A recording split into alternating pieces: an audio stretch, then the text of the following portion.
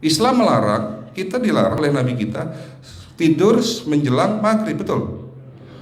Bukan karena nanti ketindihan setan, bukan ya. Secara medis diketahui bahwa orang yang kebiasaan tidur antara asar sampai maghrib itu akan menurunnya daya tahan tubuh. Jadi gampang sakit infeksi Pak kalau Bapak tidur menjelang maghrib.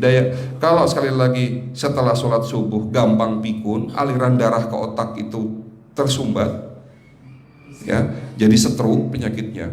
Tapi kalau tidur setelah asar sebelum maghrib, itu daya tahan tubuh kita akan menurun. Materi terakhir ini 6 langkah praktis, ya, Bapak bisa lakukan di rumah mulai hari ini. Langkah pertama, mulai hari ini jangan makan malam Pak.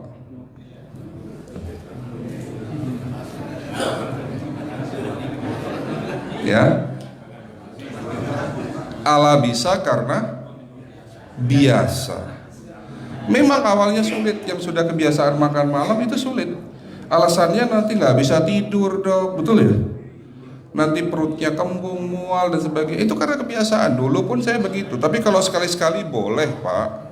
Misalnya diundang hajatan gitu, tetangga ada yang kawinan hajatan, ya udah apa-apa, menghargai itu makan malam. Tapi sekali-sekali itu. Tapi kalau tiap hari ini yang nggak boleh, betul ya Pak? Jangan makan berlebihan dan jangan makan malam. Makan sate boleh nggak Pak? Boleh, siapa bilang nggak boleh? Sate itu, Bapak tahu daging kambing? Daging kambing, daging domba adalah makanan sehat, tidak berkolesterol. Yang kolesterol itu lemaknya Pak. Tapi kalau Bapak makan daging murni, dagingnya tok, ya sehat Pak. Yang nggak boleh itu santannya. Jadi makan gulai itu jangan, kalau gulai sate aja udah, ya, ataupun dibuat apalah, dibuat empal, ya. Oke, itu yang pertama. Yang kedua, tolong catat, jangan tidur larut malam Pak. Batasan tidur jam berapa Pak? Jam 11 paling telat. Jadi jam 10 harus sudah tidur. Kenapa? Apa penjelasan medisnya? Orang yang tidur di atas jam 11 akan terganggu fungsi livernya Pak. Dimana liver kita ini fungsinya banyak, ya, ada 500 fungsi liver loh Pak. Fungsi jantung ada berapa Pak? Fungsi jantung 1. Fungsi jantung tugasnya untuk mompa darah. Fungsi ginjal ada berapa? 2. Absorpsi dan filtrasi. Fungsi liver 500 fungsi. Jadi organ yang paling berat dalam tubuh kita kerjanya adalah liver. Liver akan rusak manakala kalau kita tidur di atas jam 11 malam. Berarti 500 fungsi liver bisa rusak Pak. Ini salah satu penyebab diabetes. Bukan hanya kerusakan pankreas, tapi rusaknya liver bisa jadi penyakit diabetes Pak. Jadi kalau sakit diabetes itu yang terganggu itu sebetulnya bukan hanya pankreasnya, livernya pun rusak, ususnya pun rusak. Makanya dalam pengobatan diabetes di klinik kami itu bukan hanya ngobatin pankreas, tapi 3 organ penting ini saya obati: usus, liver, dan pankreas. Kebanyakan kenapa? Kalau dalam pengobatan tradisional mereka tahunya diabetes itu hanya pankreas, ya kan? Tapi di sini dalam pengobatan holistik, orang yang kena liver itu 3 organ ini pasti rusak: usus, liver, dan pankreas. Salah satu penyebab dari kerusakan liver akibat kebiasaan tidur larut malam. Jadi salah satu penyebab diabetes pun bisa karena tidur larut malam. Ya, batasan tidur jam berapa? Sekali lagi, jam 11 harus sudah tidur pulas. Jadi jam 10, setengah 11 paling lambat kita harus tidur pulas. Nanti setelah jam 1 boleh bangun. Yang penting jam 11 sampai jam 1 ini harus tidur pulas. Jadi kalau Bapak mau sholat tahajud jam 2, setengah 3 ya monggo, ya. Oke, itu yang kedua. Yang ketiga, air putih Pak dijaga 2 liter sehari. Bagaimana cara minumnya yang baik? Rasulullah sudah ngajarin kita ada 6 sunnah. Harus duduk, pakai tangan kanan, seteguk demi seteguk, membaca basmalah di saat minum, diakhiri dengan alhamdulillah, kan begitu. Ya, pagi hari minum 1 gelas bangun tidur sebelum sholat subuh. Setelah sholat subuh boleh teh, tapi juga dibilas dengan 1 gelas air putih.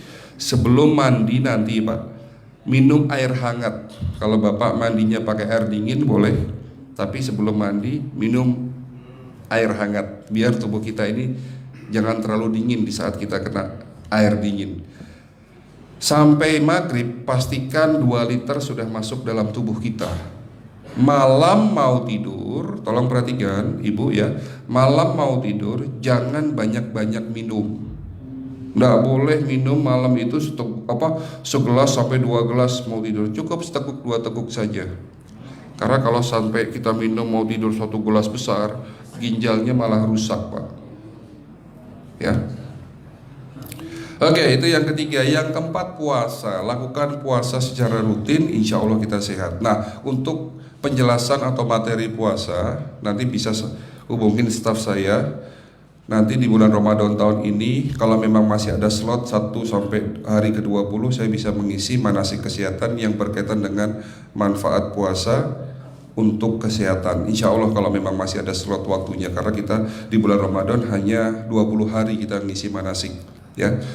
Oke, itu yang keempat. Langkah keempat. Langkah 1, 2, 3, 4. Langkah kelima.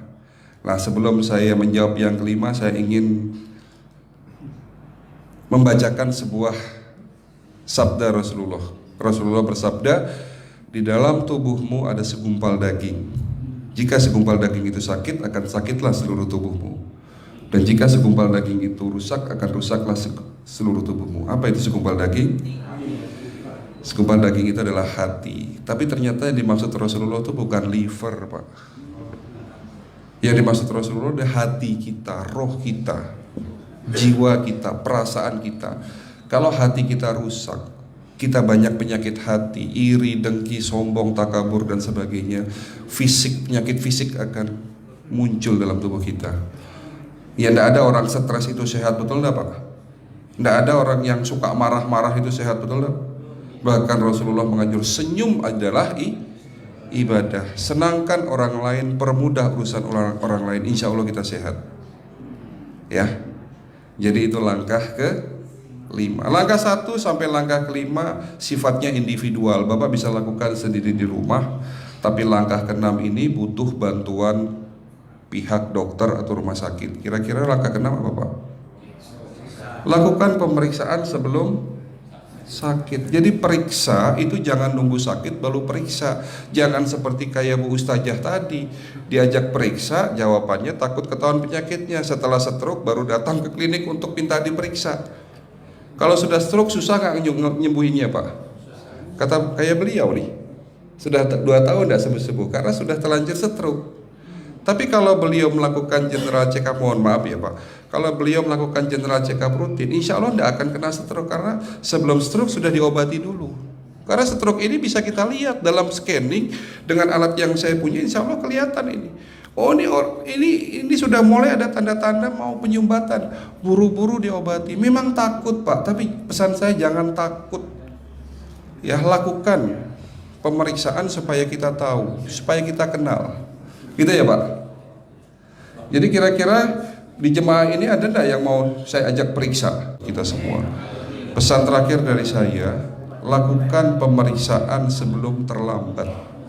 Ini pesan saya dan pesan seluruh dokter di dunia sebetulnya. Lakukan pemeriksaan sebelum terlambat.